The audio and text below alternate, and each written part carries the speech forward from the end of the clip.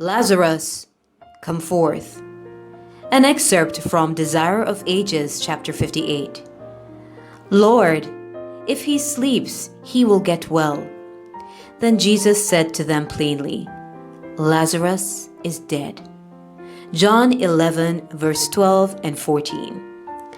In Bethany, at the home of Lazarus and his two sisters, Jesus often found the rest he needed and a respite from the suspicion and jealousy of the angry Pharisees.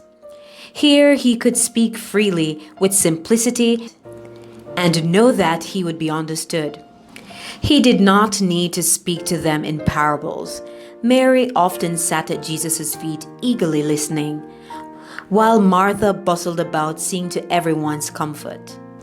Sorrow came in their home when Lazarus became severely ill.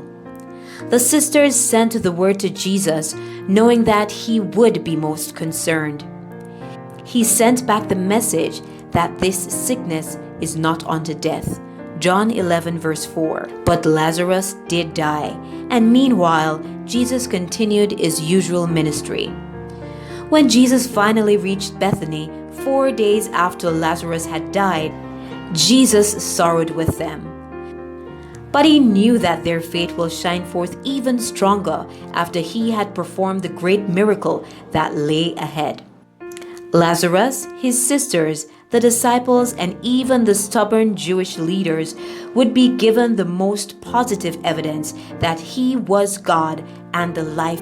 Coming to the place of burial, Jesus commanded the stone to be rolled away from the tomb.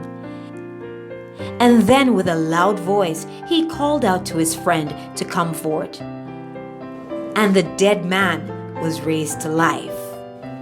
Key thought. It was not only because of the scene before him that Christ wept. The weight of the grief of ages was upon him.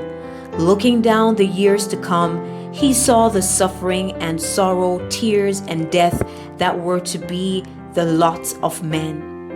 His heart was pierced with the pain of the human family of all ages and in all lands.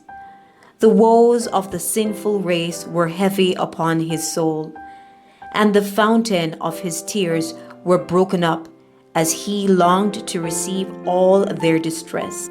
Today's lesson, the resurrection of Lazarus, is a foretaste of what will happen when Jesus returns to the earth and calls his sleeping saints to eternal life.